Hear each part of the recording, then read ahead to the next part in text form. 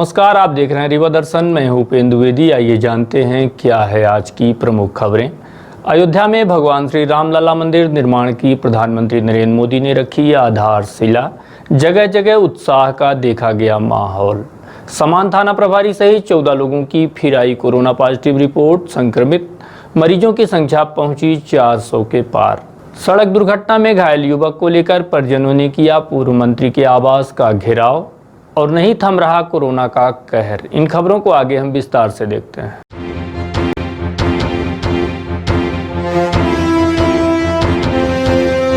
अयोध्या में भगवान श्री राम जी के भव्य मंदिर निर्माण का भूमि पूजन 5 अगस्त को देश के प्रधानमंत्री नरेंद्र मोदी द्वारा किया गया। इस ऐतिहासिक क्षण के साक्षी बने आरएसएस प्रमुख मोहन भागवत व उत्तर प्रदेश के राज्यपाल आनंदीबेन पटेल के अलावा प्रदेश के मुख्यमंत्री योगी आदित्यनाथ समेत तमाम जाने माने साधु संत व राम भक्त।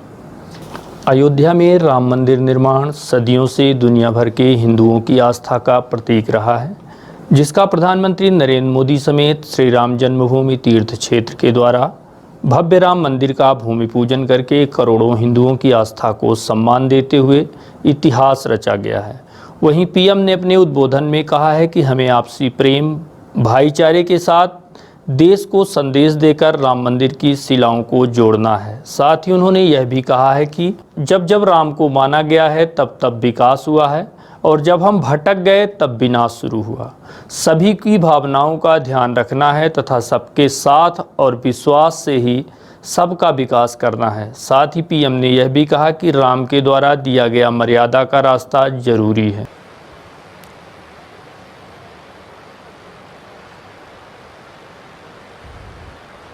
पहले मेरे साथ प्रभु राम जी को, माता जानकी को जरा याद कर लें, उसके बाद ही मैं अपनी बात को आगे बढ़ाऊंगा। सियावर रामचंद्र की, सियावर रामचंद्र की जय सिया राम, जय सिया राम। आज ये जयघोष सिर्फ सियाराम की नगरी में ही नहीं सुनाई दे रहा, बल्कि इसकी गूंज पूरे विश्व भर में है।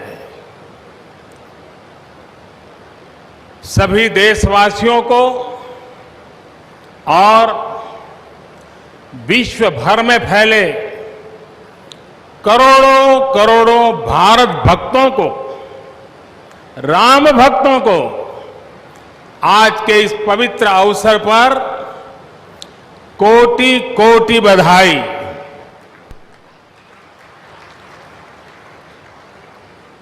मंच पर विराजमान उत्तर प्रदेश के ऊर्जावान, यशस्वी, लोकप्रिय मुख्यमंत्री श्रीमान आदित्य योगीनाथ जी, यूपी की गवर्नर बहन आनंदीबेन पटेल जी, परम पूज्य नृत्य गोपाल दास जी महाराज और हम सभी के श्रद्धेय आदरणीय मोहनराव भागवत जी, और यहां पर हिंदुस्तान के कोने कोने से आए हुए सभी संत परंपरा के महान तपस्वी जन, देश के सभी नागरिकों, ये मेरा सौभाग्य है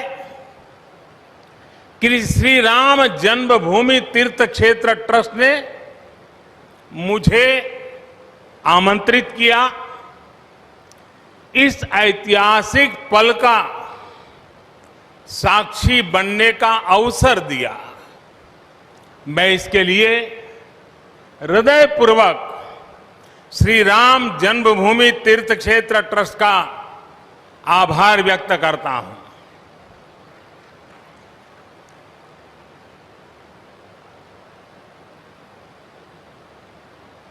और आना बड़ा स्वाभाविक भी था, क्योंकि राम काज किनु बिनु मोहि कहां विश्राम।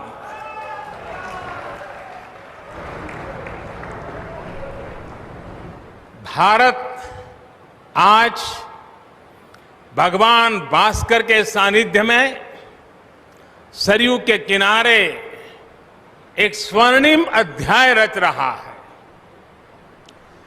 कन्याकुमारी से क्षीर भवानी तक,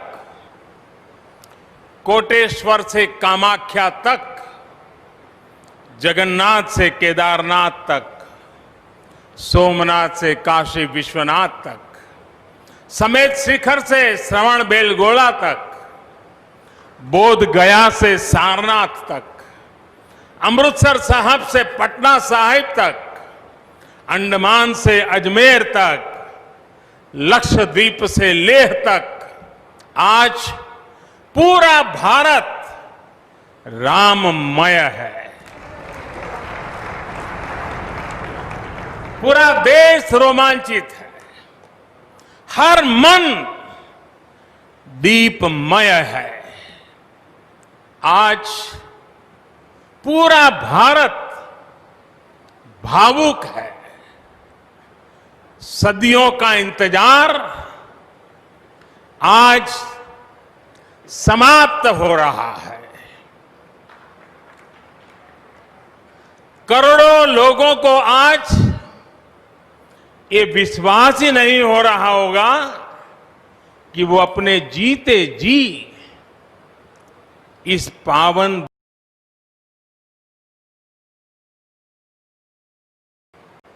महानुभावों, बरसों से टाट और टेंट के नीचे रहे हमारे रामलला के लिए अब एक भव्य मंदिर का निर्माण होगा।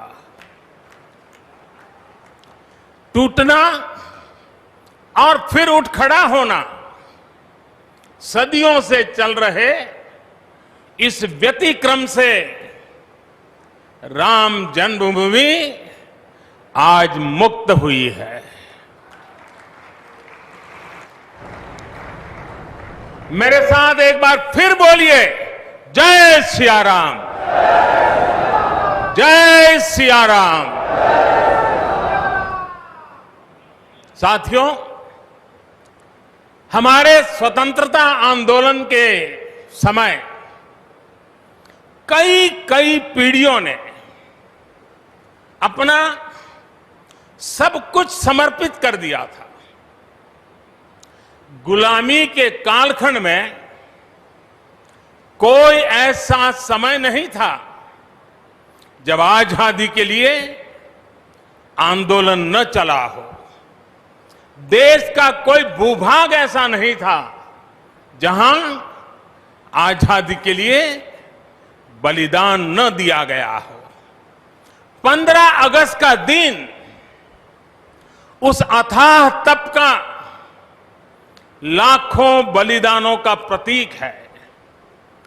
स्वतंत्रता की उस उत्कंठ इच्छा, उस भावना का प्रतीक है। ठीक उसी तरह राम मंदिर के लिए कई सदियों तक, कई पीढ़ियों ने अखंड, अविरत एक निष्ठ प्रयास किया है। आज का ये दिन उसी तप, त्याग और संकल्प का प्रतीक है। राम मंदिर के लिए चले आंदोलन में अर्पण भी था, तर्पण भी था, संघर्ष भी था, संकल्प भी था। जिनके त्याग, बलिदान और संघर्ष से आज ये स्वप्न साकार हो रहा है, जिनकी तपस्या राम मंदिर में नींव की तरह जुड़ी हुई है, मैं उन सब लोगों को 130 करोड़ देशवासियों की तरफ से सर झुका करके नमन करता हूं, उनका वंदन करता हूं। संपूर्ण सृष्टि की शक्तियां राम जन्मभूमि के पवित्र आंदोलन से जुड़ा हर व्यक्तित्व जो जहां है इस आयोजन को देख रहा है, वो भाव विभोर है, सभी को आशीर्वाद दे रहा है। साथियों, राम हमारे मन में गढ़े हुए हैं, हमारे भीतर धुल मिल गए हैं। कोई काम करना हो तो प्रेरणा के लिए हम भगवान राम की ओर ही देखते हैं। आप भगवान राम की अद्भुत शक्ति देखिए। इमारतें नष्ट हो गई,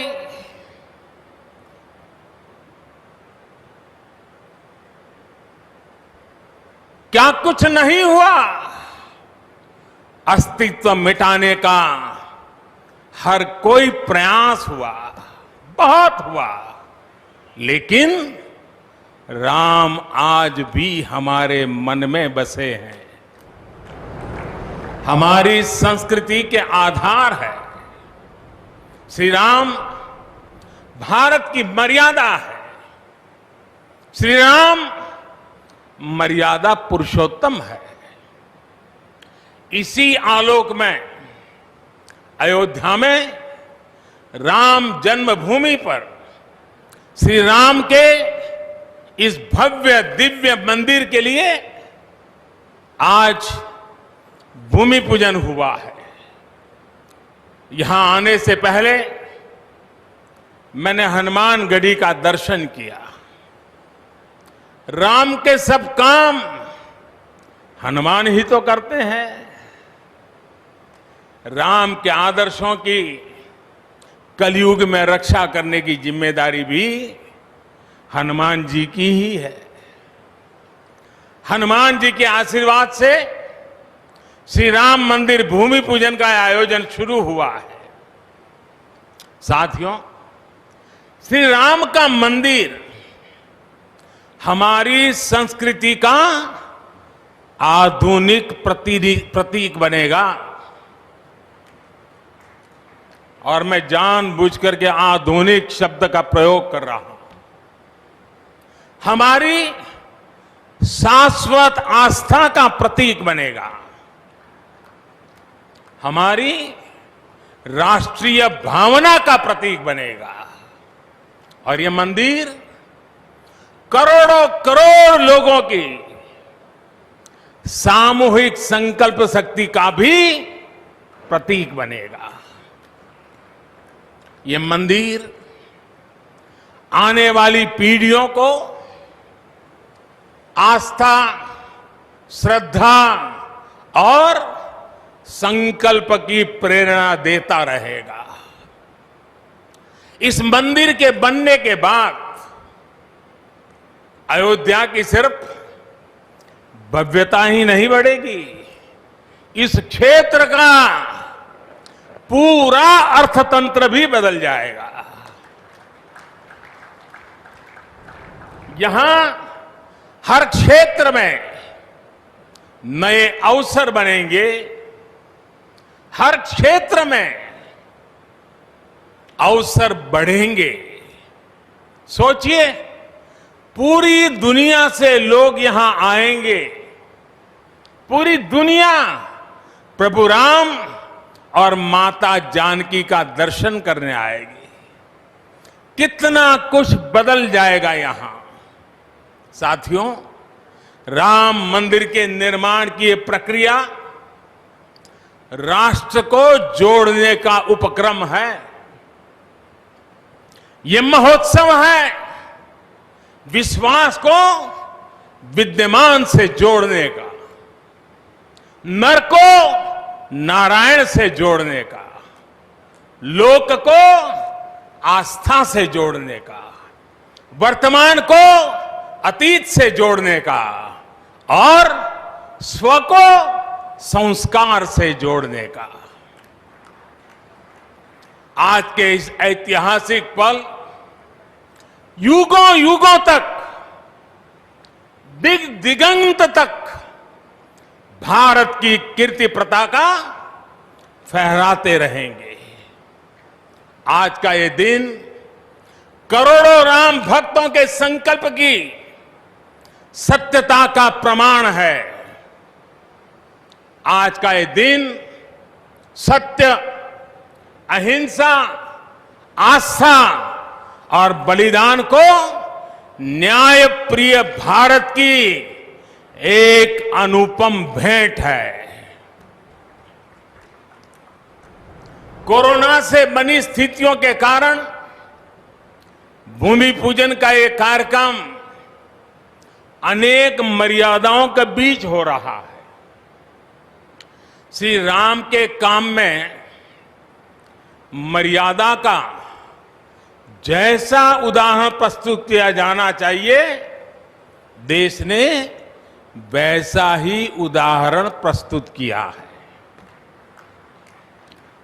इसी मर्यादा का अनुभव हमने तब भी किया था जब मानवीय सर्वोच्च न्यायालय ने अपना ऐतिहासिक फैसला सुनाया था। हमने तब भी देखा था कि कैसे सभी देशवासियों ने शांति के साथ सभी की भावनाओं का ध्यान रखते हुए व्यवहार किया था। आज भी हम हर तरफ वही मर्यादा देख रहे हैं। साथियों, इस मंदिर के साथ सिर्फ नया इतिहास ही नहीं रचा जा रहा, बल्कि इतिहास खुद को दोहरा भी रहा है।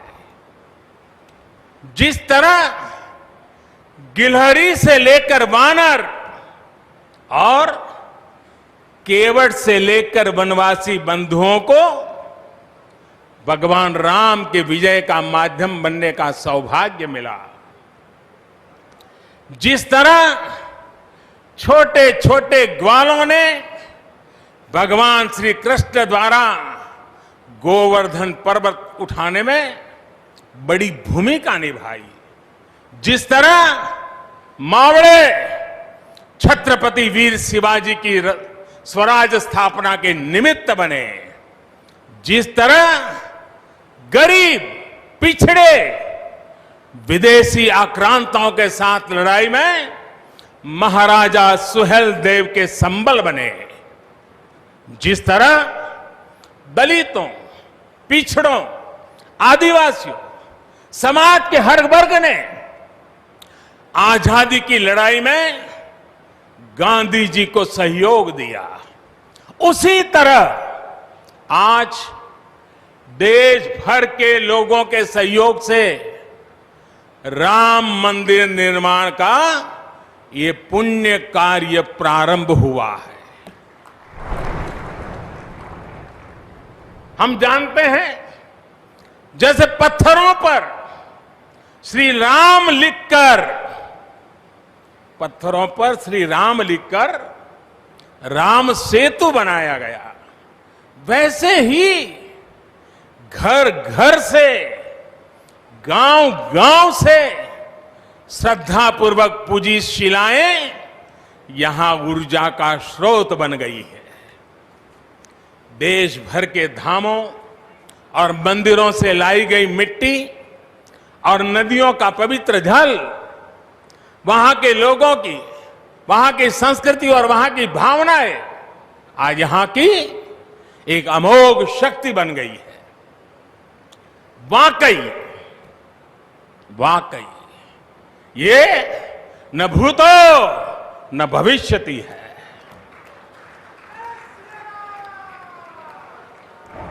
भारत की आस्था, भारत के लोगों की सामूहिकता और इस सामूहिकता की अमोघ शक्ति पूरी दुनिया के लिए अध्ययन का विषय है, शोध का विषय है, श्री राम की नीति है। और वो क्या है? भय बिनु होई न प्रीति। इसलिए हमारा देश जितना ताकतवर होगा, उतनी ही प्रीति और शांति भी बनी रहेगी। राम की यही नीति, राम की यही रीति सदियों से भारत का मार्गदर्शन करती रही है। राष्ट्रपिता महात्मा गांधी ने इन्हीं सूत्रों, इन्हीं मंत्रों के आलोक में राम राज्य का सपना देखा था। राम का जीवन, उनका चरित्र ही गांधी जी के राम राज्य का रास्ता है। साथियों, स्वयं प्रभु श्री राम ने कहा है, देश काल अवसर अनुआहारी, बोले वचन विनित विचारी। अर्थात राम समय, स्थान और परिस्थितियों के हिसाब से बोलते हैं, सोचते हैं, करते भी है। राम हमें समय के साथ बढ़ना सिखाते हैं, समय के साथ चलना सिखाते हैं। राम परिवर्तन के पक्षगर है, राम आधुनिकता के पक्षगर है। उनकी इन्हीं प्रेरणाओं के साथ, श्री राम के आदर्शों के साथ भारत आज आगे बढ़ रहा है। साथियों, प्रभु श्री राम ने हमें कर्तव्य पालन की सीख दी है। अपने कर्तव्यों को कैसे निभाएं, इसकी सीख दी है। उन्होंने हमें विरोध से निकलकर बोध और शोध का मार्ग दिखाया है। हमें आपसी प्रेम और भाईचारे के जोड़ से राम मंदिर की इन शिलाओं को जोड़ना है। हमें ध्यान रखना है, जब जब मानवता ने राम को माना है, विकास हुआ है। जब जब हम भटके हैं, विनाश के रास्ते खुले हैं। हमें सभी की भावनाओं का ध्यान रखना है। हमें सबके साथ से, सबके विश्वास से सबका विकास करना है। अपने परिश्रम, अपनी संकल्प शक्ति से एक आत्मविश्वासी और आत्मनिर्भर भारत का निर्माण करना है।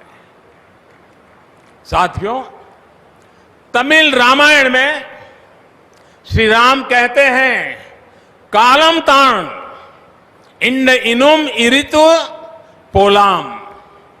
भाव ये कि अब देरी नहीं करनी है, अब हमें आगे बढ़ना है। आज भारत के लिए भी, हम सबके लिए भी भगवान राम का यही संदेश है। मुझे विश्वास है, हम सब आगे बढ़ेंगे, देश आगे बढ़ेगा। भगवान राम का ये मंदिर युगों युगों तक मानवता को प्रेरणा देता रहेगा, मार्गदर्शन करता रहेगा। वैसे कोरोना की वजह से जिस तरह के हालात हैं, प्रभु राम का मर्यादा का मार्ग आज और अधिक आवश्यक है। वर्तमान की मर्यादा है 2 गज की दूरी, मास्क है जरूरी। मर्यादाओं का पालन करते हुए सभी देशवासियों को प्रभु राम, माता जानकी स्वस्थ रखें, सुखी रखें, यही प्रार्थना है। सभी देशवासियों पर माता सीता और श्री राम का आशीर्वाद बना रहे। इन्हीं शुभकामनाओं के साथ सभी देशवासियों को एक बार फिर कोटि कोटि बधाइयां। मेरे साथ पूरे भक्ति भाव से बोलिए, सियापति रामचंद्र की, सियापति रामचंद्र की, सियापति रामचंद्र की। अयोध्या में राम मंदिर की आधारशिला रखी गई। दुनिया भर में राम भक्तों के लिए इससे बड़ा ऐतिहासिक क्षण और क्या हो सकता है। इस बात को लेकर चारों तरफ लोगों में उत्साह और उल्लास का वातावरण दिखाई दे रहा है। वहीं राम मंदिर के भूमि पूजन के संबंध में पूर्व मंत्री व रीवा विधायक राजेंद्र शुक्ला से बात की गई तो उन्होंने इस क्षण को ऐतिहासिक बताते हुए कहा कि जिस तरह से हमारे मुस्लिम भाइयों के लिए सबसे बड़ा आस्था का केंद्र मक्का मदीना है, उसी तरह से हिंदू धर्म पर आस्था रखने वाले लोगों के लिए अयोध्या में रामलला मंदिर का भी बड़ा महत्व है। आप खुद सुनिए इस संबंध में श्री शुक्ल ने क्या कहा है। अब इससे बड़ा ऐतिहासिक क्षण भारत के लिए दूसरा नहीं हो सकता। रामलला हम आएंगे, मंदिर वहीं बनाएंगे का नारा कितने वर्षों से हम लोग सुन रहे हैं। कितने लोगों ने अपनी शहादत दी है इस काम के लिए, पीढ़ियां खप गई हैं और आज वो ईश्वर की कृपा से सपना साकार हुआ। मोदी जी के कुशल नेतृत्व में सही तरीके से न्यायालय में मामले को जब रखा गया तो सर्वोच्च न्यायालय से सारा रास्ता क्लियर हो गया और आज प्रधानमंत्री जी ने उसका भूमि पूजन करके भव्य मंदिर के निर्माण का शुरुआत जो की है वो देश के करोड़ों लोगों के अंदर आनंद की लहर पूरे देश में फैल गई है। आज पूरे देश का वातावरण ही अलग है और सामाजिक सौहार्द जो हम लोग चाहते हैं, गंगा जमुनी संस्कृति चाहते हैं। मुझे तो बड़ी खुशी है कि मुसलमान भाई भी खुश हैं कि इतना अच्छा निर्णय हुआ है कि उसमें अनावश्यक रूप से राजनीति के माध्यम से मामले को इतने लंबे समय तक उलझाया गया। हिंदू और मुसलमान सभी ये चाहते थे कि भगवान राम का मंदिर अयोध्या में नहीं बनेगा तो कहाँ बनेगा। जिस तरह से मक्का मदीना मुस्लिम बंधुओं का तीर्थ है, वैसे ही हिंदू समाज का सनातन परंपरा संस्कृति का सबसे बड़ा जो केंद्र है वो अयोध्या है। तो वहाँ पे मंदिर के निर्माण में तमाम तरह की जो परेशानी और देरी थी उससे देश की जनता बहुत व्यथित थी, दुखी थी और आज जब उसका रास्ता क्लियर होकर भूमि पूजन हो गया तो खुशी का माहौल है। अब वो आपके सवाल से ही समझ में आ रहा है कि वो भी जपने लगी। मतलब पहले वो लोग अड़ंगे करते थे और अब जब उन्होंने देखा कि सब रास्ता क्लियर हो गया तो वो भी जपने लगे हैं, तो बड़ी खुशी की बात है। आखिर हम लोग यही चाहते हैं कि कम से कम इस मामले में राजनीति न करें, सब लोग साथ आएँ। तो यदि आज वो साथ में आ गए हैं तो बहुत अच्छी बात है, उनका स्वागत है। नैया पार हो जाएगी। नैया इस प्रकार से नहीं पार होती है। नैया तो ईमानदारी से जब हम जनता की भावनाओं के सम्मान के लिए जब काम करते हैं तब ईश्वर की कृपा होती है और फिर नैया पार होती है। अयोध्या में राम मंदिर शिलान्यास को लेकर रीवा में भी राम भक्तों ने मनाया उत्साह। मंदिरों में आयोजित किया गया भजन कीर्तन का कार्यक्रम। 500 वर्षों बाद 5 अगस्त को आखिरकार वह दिन आ ही गया जिसका लाखों हिंदू व राम भक्त इंतजार कर रहे थे। जहां उत्तर प्रदेश में पीएम मोदी द्वारा भगवान श्री राम लला के भव्य मंदिर की आधारशिला रखी गई, वहीं देश भर में लोगों ने अत्यंत खुशियां जताई और जगह जगह भजन कीर्तन के कार्यक्रम आयोजित किए गए। भगवान श्री रामचंद्र जी के अयोध्या में भव्य निर्माण की आधारशिला रखे जाने को लेकर रीवा में भी जगह जगह मंदिरों में भजन कीर्तन का कार्यक्रम किया गया। यह आयोजन तलगत राजनीति से परे देखा गया। राम मंदिर के निर्माण को लेकर लोगों में अलग अलग उत्साह देखा जा रहा है। इस महाउत्सव में सभी दल के नेता एक साथ मंदिरों में एकत्रित होकर मानस कीर्तन भजन आरती करते हुए देखे गए हैं। वहीं किला परिसर में महाराज पुष्पराज सिंह के नेतृत्व में भी भजन कीर्तन का कार्यक्रम आयोजित किया गया। मुझे लगता है कि आज क्योंकि तो आवश्यकता ही नहीं है, आज तो स्वाभाविक है कि ये आयोजन होना ही चाहिए था, इसलिए यहाँ हो रहा है क्योंकि एक बहुत ही खुशी का पर्व है और एक बहुत विश्वास का पर्व है। एक लंबे अंतराल के बाद हम लोगों की सबके अंदर जो एक दिली आशा और उम्मीद थी, आज उसका अयोध्या में शिलान्यास हो रहा है।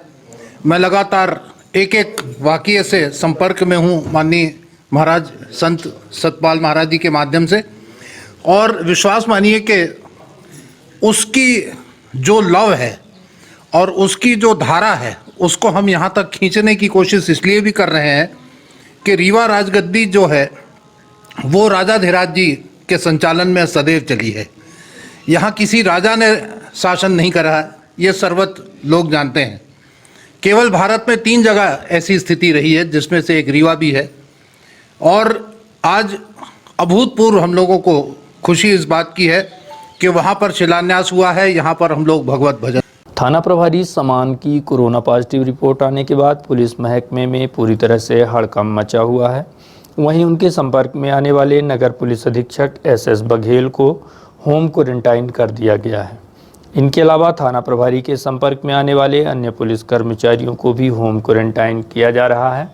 प्राप्त जानकारी के मुताबिक समान थाना प्रभारी विगत 31 जुलाई को हनुमना थाने में थाना प्रभारी के विदाई समारोह में शामिल होने हनुमना गए हुए थे। ऐसे में उस विदाई समारोह में शामिल होने वाले लोग भी संक्रमण की जद में आ सकते हैं और ऐसे लोगों को चिन्हित कर जांच कराई जानी चाहिए। इस संबंध में जब SP राकेश कुमार सिंह से बात की गई तो सुनिए उन्होंने क्या कहा। करीब 8 से 10 कर्मचारी इनके निकट संपर्क में थे, सबको हमने आइसोलेट कर दिया है और थाने को लगातार सैनिटाइज करा रहे हैं। सुबह शाम लगभग 48 घंटे की निगरानी चलेगी। ये निगरानी इसलिए भी चलेगी कि थाना आम आदमी आता है, तो आम आदमी की सुरक्षा के दृष्टि से ज़रूरी है और आम आदमी सुरक्षित है तो हम भी सुरक्षित हैं। और सबसे बड़ी बात, हमारे पुलिसकर्मी लगभग 4-5 पुलिसकर्मी अभी तक सब कोरोना संक्रमित हुए हैं और नो डाउट किसी न किसी से उनको कोरोना मिला है, लेकिन हम लगातार उसके बावजूद हम लोगों के लिए लगे हुए हैं और लगातार लगे रहेंगे। और हम अपने पुलिसकर्मियों को लगातार जाकर समझा भी रहे हैं।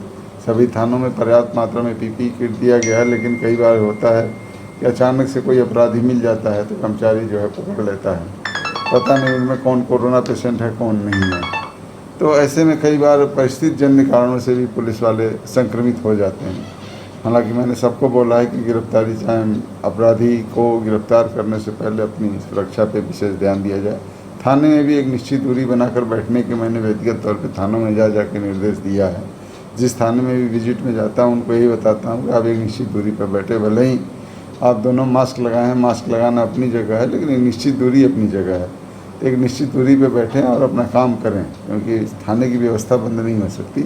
थाना वैसे ही है जैसे हॉस्पिटल है। तो सबको लगातार हमने काफ़ी लोगों को आइसोलेट कर दिया है और उसी का आधार पर काम चल रहा है।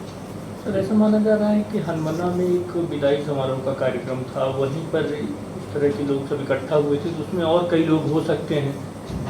हनुमना में विदाई का कार्यक्रम वहीं पर ये गए हुए थे थाना प्रभारी।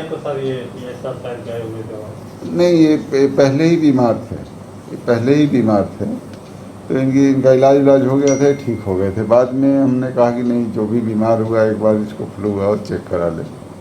तो वहाँ गए थे कि नहीं गए थे हमारी जानकारी में नहीं है। यदि वो गए थे तो गलत बात है, SP को बताए बगैर गए थे।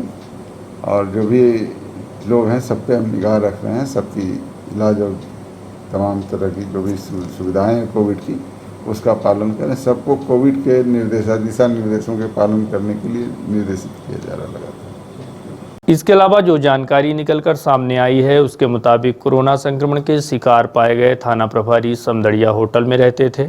ऐसी स्थिति में उनके संपर्क में कितने लोग आए यह कह पाना असंभव है। हालांकि इस बात की जानकारी लगते ही समदड़िया होटल को भी सैनिटाइज किया गया है। सड़क दुर्घटना में घायल युवक समेत उसके परिजनों ने पूर्व मंत्री के आवास का किया घेराव। कहा, सड़क दुर्घटना हुए महीनों हो गया है, बावजूद इसके पुलिस इस मामले पर अभी तक कोई कार्यवाही नहीं कर रही। पुलिस प्रशासन से न्याय की उम्मीद छोड़ चुका परिवार पहुंचा पूर्व मंत्री के आवास, लगाई फरियाद। पूर्व मंत्री व विधायक राजेंद्र शुक्ल ने पीड़ित परिवार को न्याय दिलाने का भरोसा दिलाते हुए स्वयं उसकी आर्थिक मदद की तथा हॉस्पिटल में इलाज का खर्चा स्वयं वहन करने का भी आश्वासन दिया है। मामला गुड़ थाना क्षेत्र के ग्राम बांधी का है, जिसमें विगत 18 मई को सड़क दुर्घटना में सज्जन शर्मा की मौत हो गई। वहीं अजय द्विवेदी को गंभीर चोटें आई हैं, जिनका इलाज अभी भी जारी। इस मामले की थाने में रिपोर्ट की गई, परंतु पीड़ित परिवार का कहना है कि पुलिस द्वारा कार्यवाही नहीं की जा रही।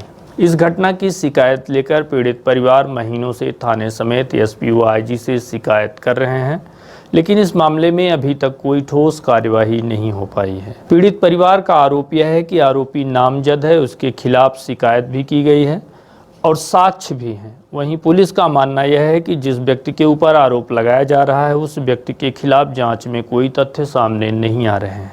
इसी बात को लेकर पीड़ित परिवार पहले से फरियाद लेकर एसपी ऑफिस पहुंचा, वहीं लेटाकर रखा गया, लेकिन वहां किसी ने इस पर ध्यान नहीं दिया, जिसके बाद स्थानीय नेता लालमन त्रिपाठी के नेतृत्व में पूर्व मंत्री व रीवा विधायक राजेंद्र शुक्ल के घर पहुंचकर उनके घर का घेराव किया गया। वहीं लोग धरने पर बैठ गए, जिसके बाद रीवा विधायक राजेंद्र शुक्ल नीचे आए और पीड़ित परिवारों से मिलकर यथाउचित मदद दिलाने के साथ मामले में जांच का आश्वासन दिया।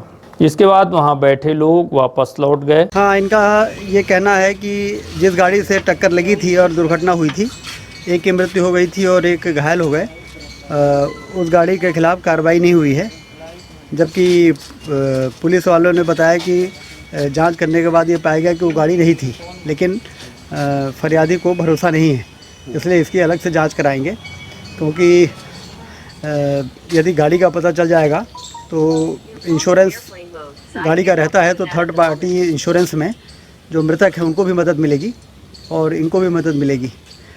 हालांकि अभी हमने इनके इलाज की पूरी व्यवस्था कर दी है और मुख्यमंत्री जी को हम भिजवा रहे हैं कि जो मृतक हैं उनको भी मुख्यमंत्री सहायता राशि से मृतक को भी के परिजनों को जो भी राहत दी जा सकती है वहाँ से दिलवाएंगे।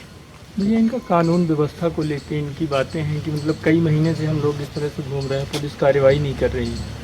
नहीं, उनका ये जो जानकारी मिली है कि जिसके ऊपर इनका शंका है वो पुलिस का कहना है कि वो गाड़ी ने टक्कर नहीं मारी, तो अब देखना हमको है कि दोषी को सज़ा भी मिल जाए, निर्दोष को सज़ा ना मिले, तो इसलिए अब फिर से एक बार जांच करा के इनके आवेदन पर कार्रवाई करेंगे। लेकिन अभी हमारी प्राथमिकता ये है कि जो दुर्घटना हो गई है वो घायल जो है उनको अस्पताल पहुंचा के तत्काल उनका इलाज शुरू कराएं, क्योंकि नागपुर में इलाज कराया, फिर अब ऐसे घूम रहे इन्फेक्शन हो गया है, और जो मृतक है उनको राहत शासन स्तर से दिलाएंगे। और इस बीच में यदि पुलिस ने आरोपियों को पकड़ लिया तो फिर उसके माध्यम से मदद होगी।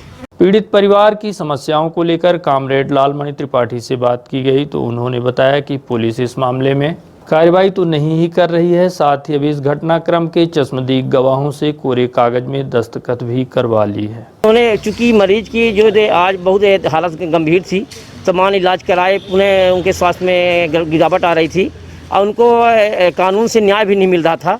थाना पुलिस तमाम ने रिपोर्ट करे, IG SP के यहाँ तमाम गए, फिर मुझे लगा कि जनता का चुनाव व्यक्ति जो है यहाँ के जो पूर्व मंत्री जी हैं, बात चूँकि उनकी सरकार है, चलो उनके पास जाएँ, चूँकि वो सदैव सबकी मदद करते हैं, उसी हिसाब से आए यहाँ। तो मंत्री जी, पूर्व मंत्री जी, अब यहाँ के वर्तमान विधायक जी उन्होंने आए और यहाँ की सारी बात उन्होंने सुना, हम लोगों का निवेदन सुना और उन्होंने आश्वासन दिया है कि हम ये अजय दुबे जी का पूरा इलाज करवाएंगे, इसकी पूरी व्यवस्था करेंगे। दूसरी नंबर उन्होंने कहा है कि जो वाहन अगर एक्सीडेंट किया है, वाहन एक्सीडेंट किया है, उसको जांच करा करके उसके खिलाफ मामला पंजीबद्ध कराएंगे। अयोध्या में श्री राम मंदिर शिलान्यास को लेकर जगदीश बैजनाथ वेलफेयर सोसाइटी द्वारा घी का दीपक जलाकर राम नाम संकीर्तन किया गया। राम जन्मभूमि शिलान्यास को लेकर संस्था के अध्यक्ष मुनीन चतुर्वेदी समेत अन्य सदस्यों द्वारा घी का दीपक जलाकर उत्साह मनाते हुए राम नाम का संकीर्तन किया गया।